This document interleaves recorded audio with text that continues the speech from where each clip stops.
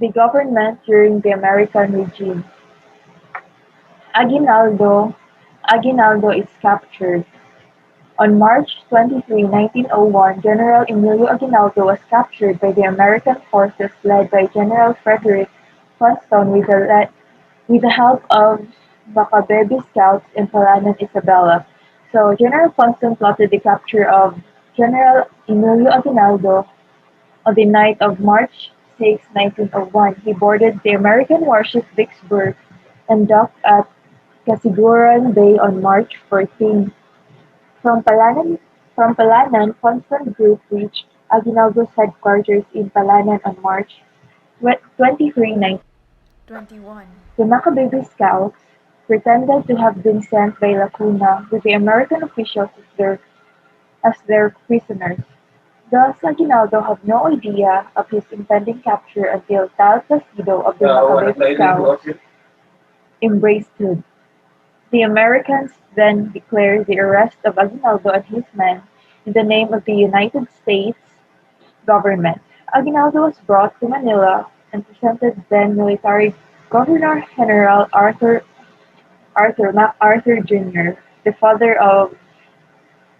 uh, the father of General Douglas MacArthur, at Malacanang Palace.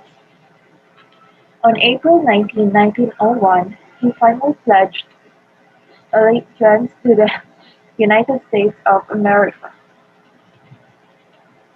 and the military government during the American regime. General Wesley Merritt was the highest-ranking American official in the Philippines after Spaniards surrendered Manila on August 13, 1898. He established a military government and became the first American military governor of the Philippines.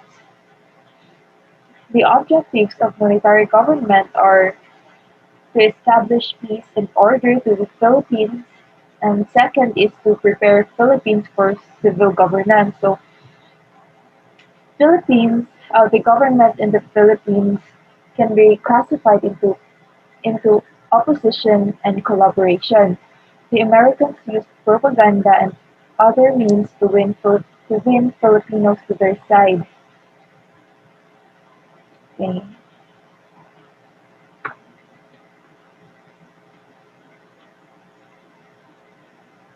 So the governor exercised all the powers of the government and governed Philippine territory for the President of the United States.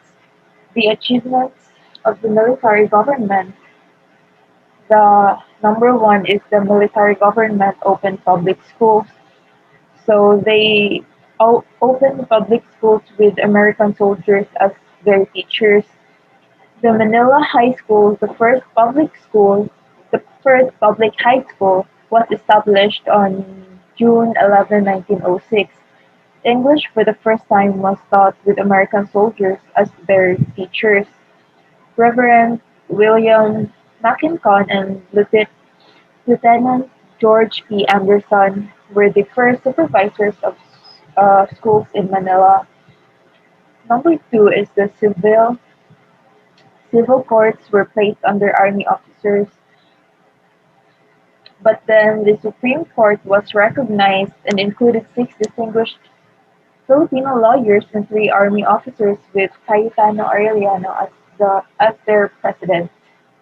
Number three is the municipal government were later established.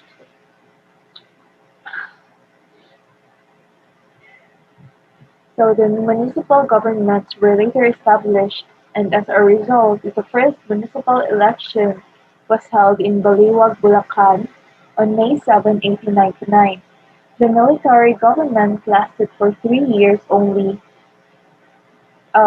They lasted for 3 years only, from 1898 up until 1901. Merritt was succeeded by General Elwell S. Otis from 1898 to 1900, and then the third and last was General Arthur MacArthur from 1900 to 1901.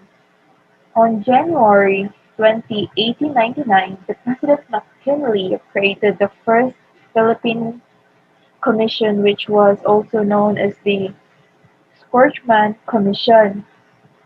The commission was headed by President Jacob Gold Scorchman, and the commission had three important aims. First is to aid the government in shaping a Philippine policy. Second is to cooperate with the naval and military authorities in Manila. Third is to achieve a peaceful extension of American sovereignty over the Philippines. After a series of investigation and interview with the Ilustrados, the Commission had enumerated the following recommendations. First is the establishment of a territorial form of government with a legislature of two houses, and second is the organization of autonomous local government, and third is the opening of free elementary schools. And then on March 16, 1900, the Second Philippine Commission, otherwise called as the Taft Commission, was formed. It was headed by Judge William Howard Taft. The commission was guided by President McKinley's famous instructions, which were written by Secretary of War Elihu Root, and the instruction embodied the basic democratic principles underlying American policy and was called the Magna Carta of the Philippines. The instructions enjoined the Commission to establish the municipal governments where Filipinos will be given the opportunity to learn the management of their own local affairs and proceed to organize larger administrative units. The first law it passed was an act appropriating 2 million for the construction and repair of roads and bridges in the Philippines. And third is the civil government.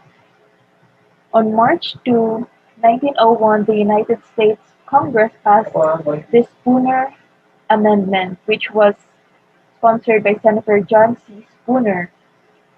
Its function is to provide for the establishment of a civil government in the Philippines.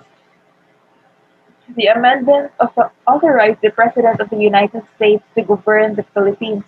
On July 4, 1901, the civil government was inaugurated in Manila with William Howard Taft as its first civil governor.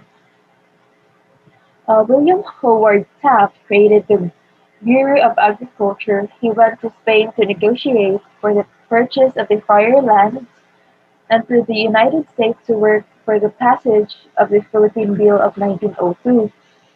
During Taft's administration, Filipinos were given greater participation in the government. Various key positions were turned over to them, like the Filipino jurist. Cayetano Arellano was appointed the first Justice of the Supreme Court, and Gregorio Araneta was appointed Secretary of Finance and Justice.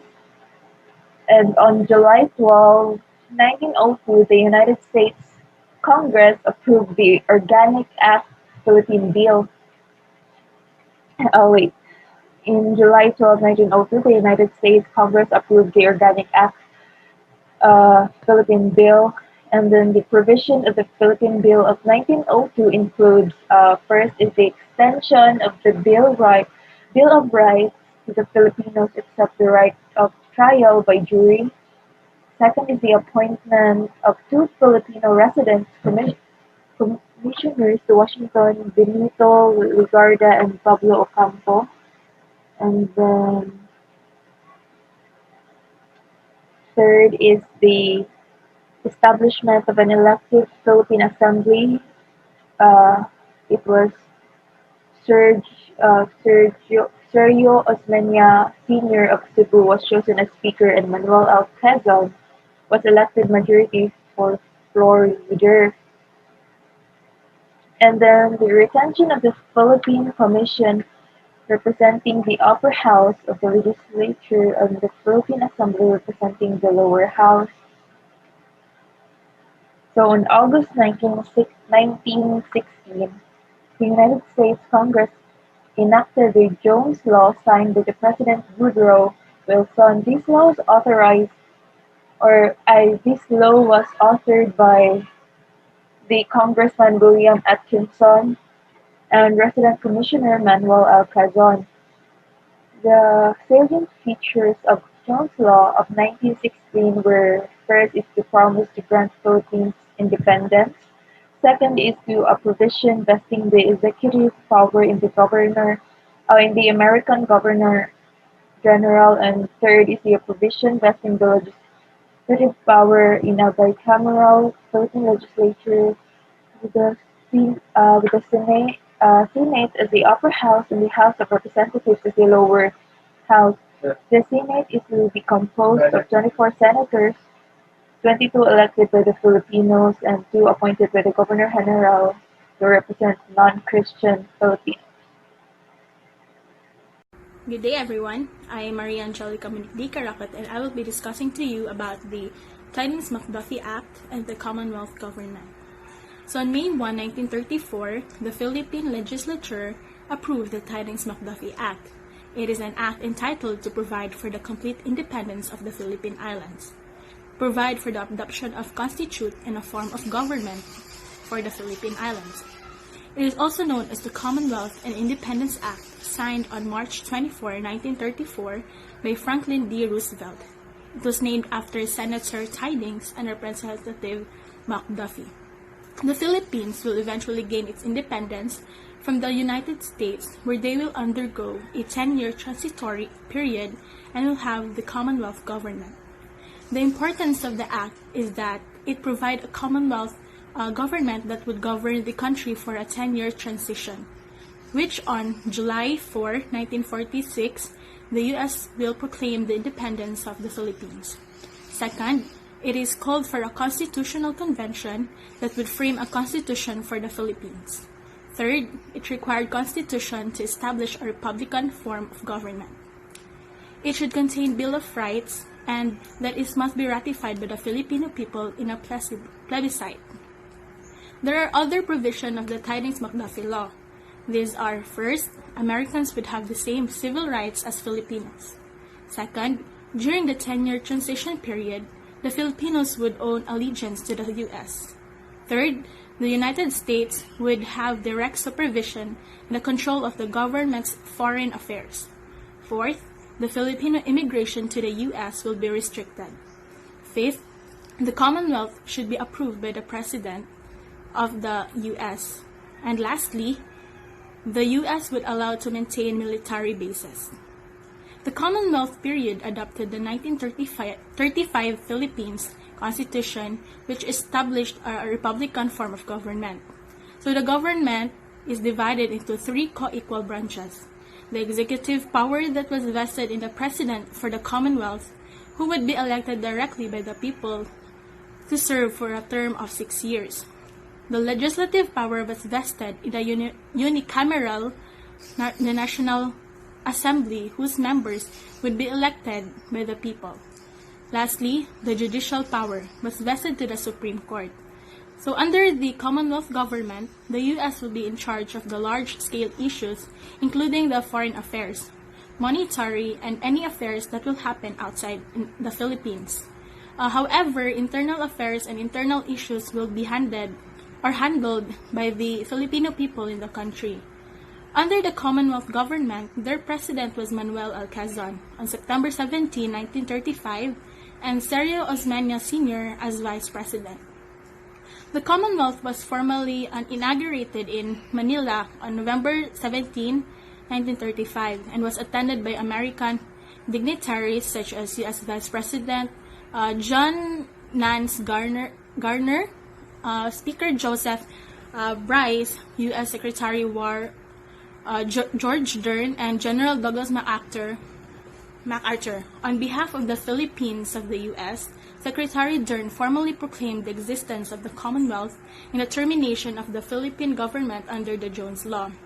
So, The achievements of President Quezon are recognized of government. He created new offices like the National Economic Council, Census Commission, Commission of Mindanao and Sulu, and the Institute of National Language. Governor General Frank Murphy signed into law of a bill granting Filipino women the right to vote. The women, for the first time on May 14, 1935, in the plebiscite to ratify the 1935 law, they were allowed to vote for the first time. So, President Quezon created the National Council for Education in 1936 with Dr. Rafael Palma as chairman. It is increased farm production, more irrigation systems were built, more public lands were opened for cultivation.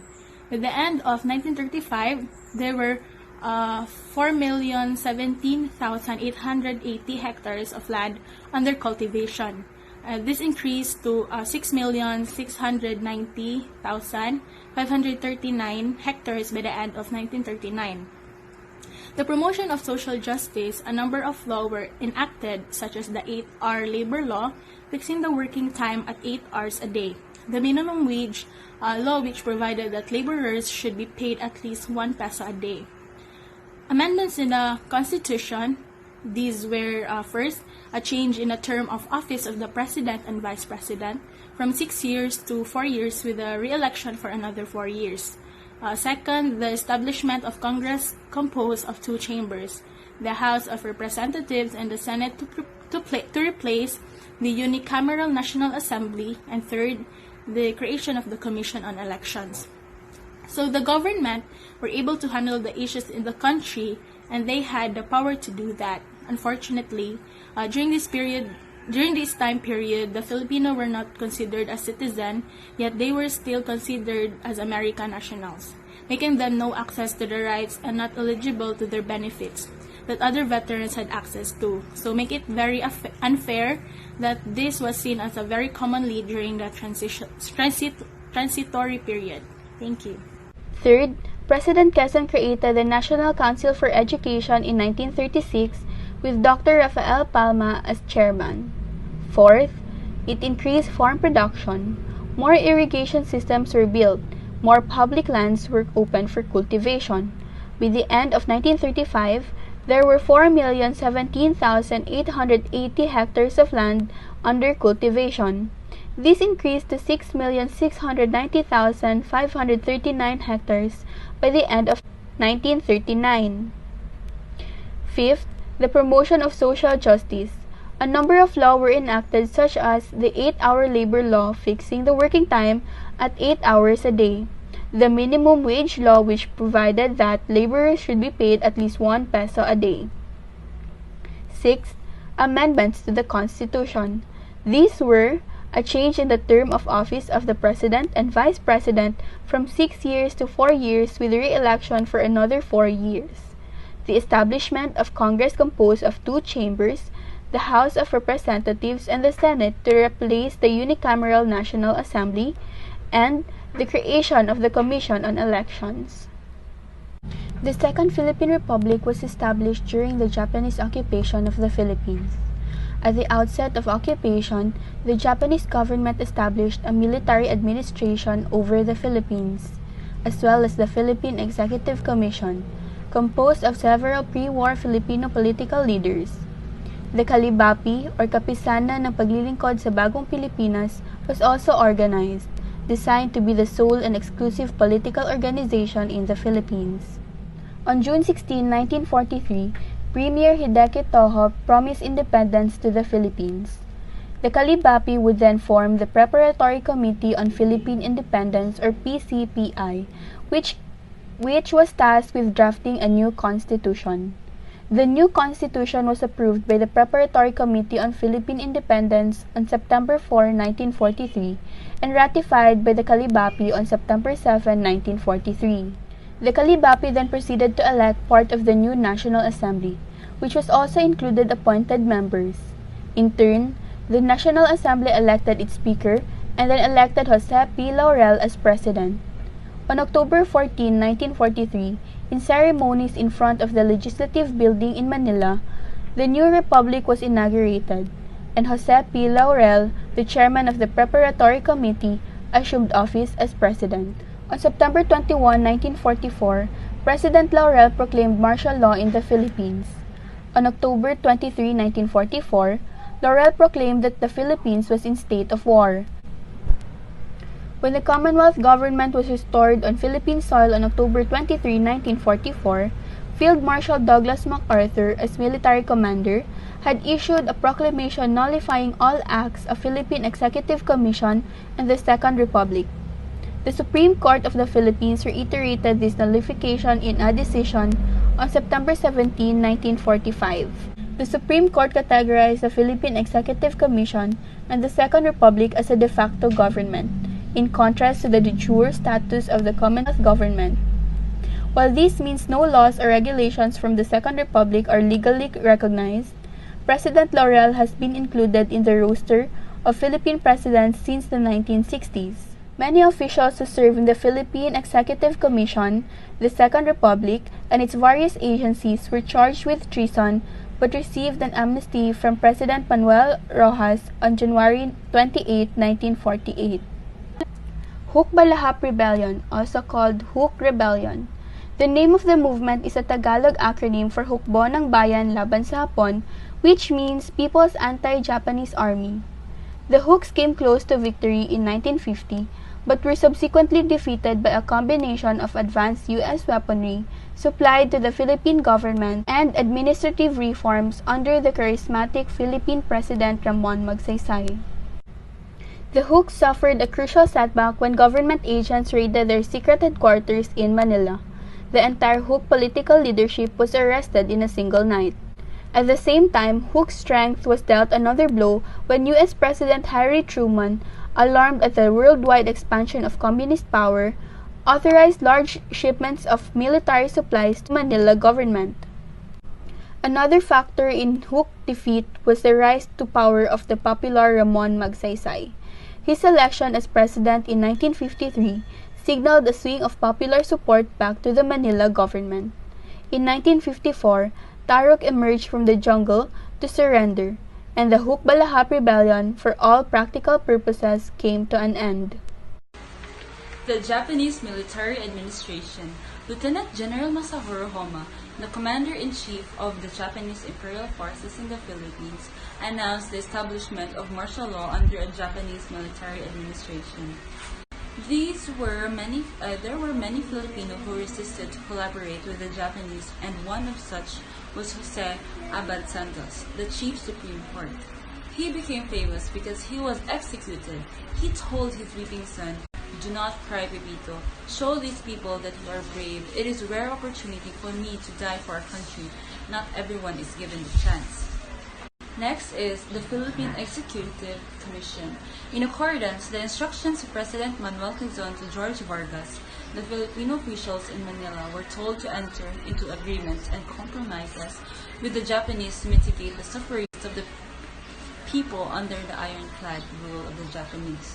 On January 23, 1942, Philippine Executive Commission was established. The following month, an election was held for members of the Preparatory Commission. The new constitution was finalized on July 10, 1943. 2 months later, it was ratified by Calibapi, which was only political party aligned for Philippine independence, also known as PCPI. The purpose of PCPI is to draw up a constitution for a free Philippines. Jose Laurel became its head, against the will of PCPI delegates allowed to exist at that time. Calibapi is the acronym for Kapisanan sa Paglilingkod sa Bagong Pilipinas. The new constitution was noticeably lacked a Bill of Rights, contained with 12 articles lifted from 1935 Constitution. That fitted the wishes of the Japanese. It was meant to be ineffective only temporarily, while the Philippines sailed in chaos. After the war, a new constitution would again be drafted for the new Philippine Republic. Then, the Philippine Executive Commission chairman was George B. Vargas. It was comprised of 6 departments. Each was held by a Filipino commissioner who had served the Commonwealth Government. They were as follows. first is Jose P. Laurel, Commissioner of Justice. Second is Claro M. Recto, Education, Health, and Public Welfare. The third is Benigno S. Aquino, Commissioner of Interior. The fourth is Antonio de las Alas, Finance. The fifth is Rafael Alunan, Agricultural and Commerce. And lastly, Quintin Paredes, the Public Works and Communications. The second recumbent, or the Japanese-sponsored Second Republic. On September 20, 1943, the Kalibapi, under the leadership of its Director General, Benigno Aquino Sr., held a party convention to elect 54 members of the National Assembly. The Assembly was actually made up of 108 members, but half of this number was composed of incumbent governors and city mayors. The elected president of the Second Republic was Jose P. Laurel. The First Republic was Aguinaldo Malolo's Republic, and both Benigno Aquino Sr. and Ramon Avicenna as vice presidents. The new republic was inaugurated on October 14, 1943. On the first steps of the legislative building in Manila, the Philippine flag was hosted as the national anthem was played. Meanwhile, the Japanese started using propaganda to gain the trust of the Filipinos who refused to cooperate with them. They hung giant posters and distribute their materials that contain such slogans as "The Philippines belong to the Filipinos." Aside from the Second Republic, General Douglas MacArthur returns. From Australia, Allied forces slowly advanced toward the Philippines, bombing several Japanese strongholds until they regained control of areas previously occupied by the enemy. The bombings began on September 21, 1944, and barely a month later, on October 20, 1944, the Americans landed triumphantly in Leyte once ashore. General Douglas MacArthur said, "I have returned." Sergio Osmeña was part of MacArthur's group. He had taken over Manuel L. Quezon as president after the latter passed away of Saranac Lake, New York on August 1944. From October 23 to 26, 1944, the Americans engaged Japanese forces in the Battle of Leyte Gulf, the biggest naval battle in world history. This historic encounter almost destroyed the Japanese fleet and rendered incapability of further attack. By mid-December, the American soldiers had reached Mindoro. The Japanese meanwhile secured other area where they thought other American units would land. Nevertheless, U.S. liberation forces successfully docked at Lingayen Gulf on January 9, 1945. On October 20, 1944, General MacArthur, President Sergio Osmeña, Carlos P. Romulo, and few others landed in Leyte. General MacArthur started the U.S. invasion in Mindanao on September 9 and 10. On September 21, American planes attacked Manila. One by one, all the major islands of the Philippines were liberated from the hands of the Japanese. The Japanese in Manila would not give up easily. In fact, it took 3 weeks of intense fighting before they finally surrendered on February 23. General MacArthur continued to liberate other parts of the country and finally proclaimed general freedom from the Japanese on July 4, 1945. The contemporary Philippines. On July 4, 1946, an independent Republic of the Philippines was inaugurated at the Luneta in Manila. It was the third Philippine Republic in the nation's history. The ceremonies were witnessed by the thousands of Filipinos and numerous American and foreign dignitaries. Among the distinguished American guests were General Douglas MacArthur, Supreme Commander of the Allied Powers in Japan, Senator Millard Tydings, a co-sponsor of the Philippine Independence Act, and former Gov. General F.B. Harrison, the most beloved of Americans governors who served in the Philippines. The birth of the Republic of the Philippines was the climax of the long struggle of the Filipinos to regain the freedom they had lost to Spain and to the Americans. Since the Philippines reacquired her independence on July 4, 1946, the following are the presidents of the Third Republic, 1946 to 1973. Manuel A. Roxas, Elpidio Quirino, Ramon Magsaysay, Carlos P. Garcia. Hi, I am Helena Dagmar Diago, and I am going to discuss about the highlights of each administration, starting off with Manuel Roxas. Manuel Roxas was the last president of the Commonwealth and the first president of the Third Republic of the Philippines.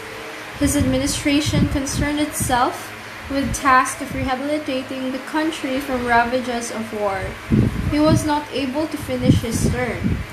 On April 15th of 1948, while visiting the U.S. Clark Air Force Base in Pampanga, Roxas died of a heart attack. He was succeeded by his Vice President, Elpidio Quirino, and his achievements are release of war damage payments, signing of USRP assistance pact, ratification of USRP basis agreement, and offering of general amnesty to Huk Elpidio Quirino.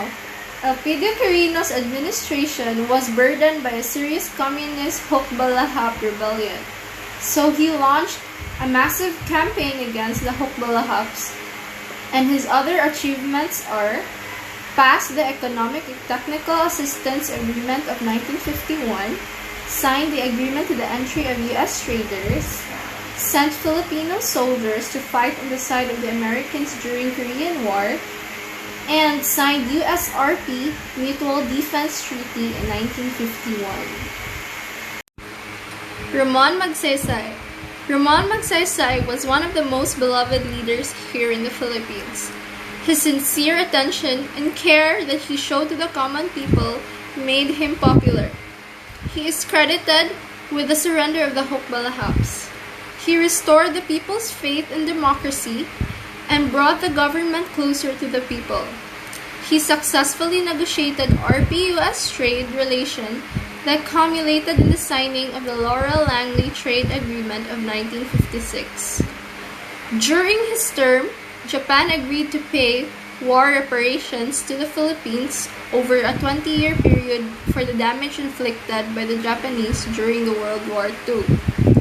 He was killed in a plane crash in Cebu on March 17, 1957. This beloved leader, who had become the idol of the masses, was succeeded by the Vice President Carlos P. Garcia. Carlos P. Garcia. He was the 4th President of the Third Republic. He was known for the Filipino First policy, which intends to put the interests of the Filipino people above those of foreigners and the ruling party. He refused to cooperate with the Japanese during the war. He did not surrender when he was on the wanted list with a price on his head. He instead took part in the guerrilla activities and served as advisor of the Free Government, which was organized in Bohol. Some of his achievements includes signed the Japan Treaty of Amity. Second was the formed Committee on Anti-Filipino Activities, and third was the ratified the Anti-Subversive Law. Next is Diosdado Macapagal. During Diosdado Administration, he enacted a land farm law to benefit the poor people, especially the farmers. He moved the Philippine Independence Day from July 4 to July 12, and he encouraged the use of the Filipino in such government documents such as passports, stamps, and even the names of typhoons became Filipinized. Some of his achievements are campaign for the free enterprise and decentralization. He also pursued the control program, removing all regulations controlling foreign exchange rates. Ferdinand Marcos.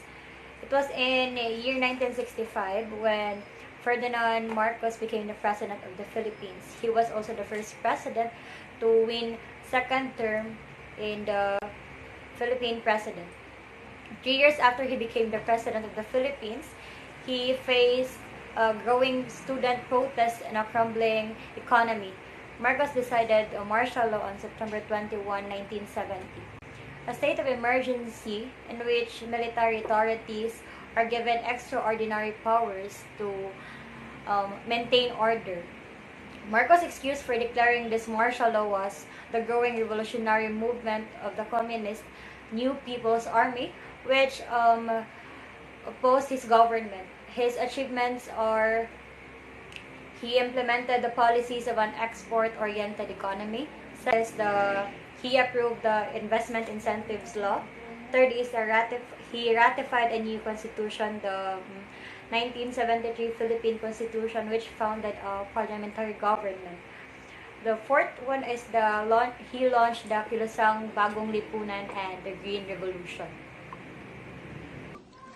Among all the 11 presidents of the Philippines, Corazon Cuanco Aquino, or popularly known as Cory Aquino, is the 7th president who took oath office as the head of a revolutionary government on February 25, 1986. She is the first woman to become a president. She was succeeded by Fidel V. Ramos on May 11, 1992 election. And these are the 6 highlights during her term. 1. Restrict the democratic institutions of the country. 2. Launch peace talks with rebel groups. 3. Framed a new constitution. 4. Pursued a policy of economic recovery. 5. Implemented the comprehensive agrarian reform program. 6. Abrogation of the military bases agreement in 1991. Next president is Fidel V. Ramos. He is well known for initiating the EDSA revolution with Juan Ponce Enrile. Ramos was 64 years old when he became the President of the Republic of the Philippines. As the President, he pursued conduct of peace talks between opposing bodies, gave more emphasis on building economic and political ties with the world, and traveled into different countries to attract foreign investors. So his achievements are: 1. Pursued Philippines 2000 program. This program is a socio-economic program. Next is made Philippines as a club economy during his term. And 3rd, pursued his goal for Philippines as a newly industrialized economy. And 4th, survival of the Philippines during the Asian economic crisis. So next president is Joseph Estrada, who is the vice president of Ramos' term. So that's why he gained popularity, and he was elected as a president last 1998. During his inaugural speech in Manila, the newly elected chief executive said his presidency would serve the Filipino masses whose welfare had long been neglected. According to Estrada, walang kaibigan, walang kumpare, walang kamag-anak was a stern against anyone who would attempt to undermine his administration with influence peddling. His pro-poor program of government bore fruit in less than 2 years, with an improvement in the country's peace and order situation.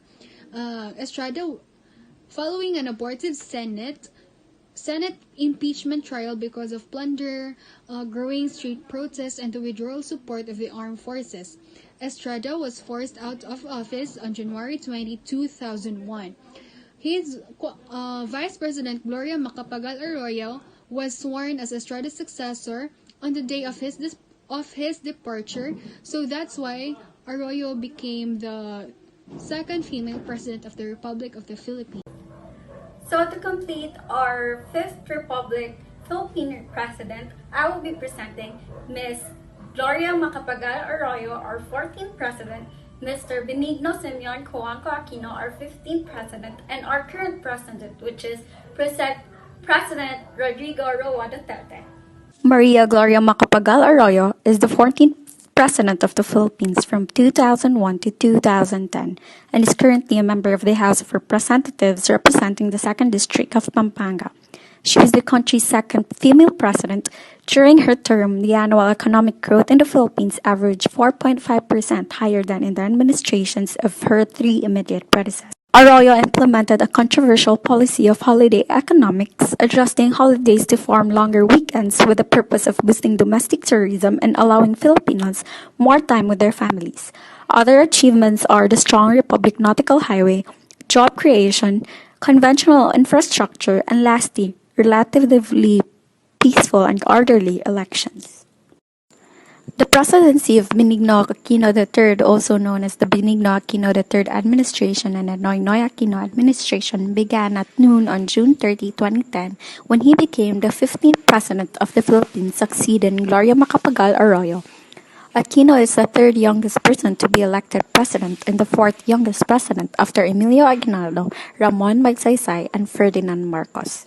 According to reports, President Aquino has a solid economic record. The country is an emerging economy, stated by world economic experts, due to the inflow of foreign direct investments.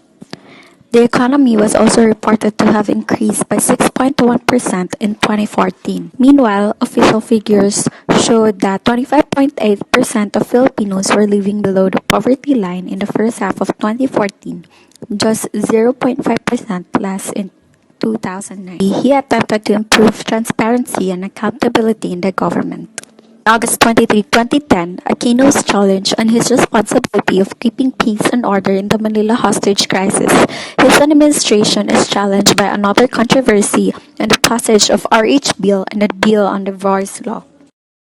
Lastly, President Rodrigo Roa Duterte, our 16th and current president. Duterte graduated in 1968 with a Bachelor of Arts degree in Political Science at the Lyceum of the Philippines University and obtained a law degree from San Beda College of Law in 1972. He passed the bar exam that same year. He served as special counsel and later on became a city prosecutor at the Davao City from 1977 until 1986, when he was appointed as OIC Vice Mayor of Davao City. He is among the longest-serving mayors in the Philippines and has been mayor of Davao City for 7 terms, totaling more than 22 years. May 30, 2016, he was officially proclaimed by a joint session of the Philippine Congress as the first president from Mindanao and the first local chief executive to get elected straight to the office of the president. His administration has been facing controversies, war on drugs, corruption, mishandled pandemic and calamities, and lastly, his demeanor on national TV expressing rape jokes and cursing.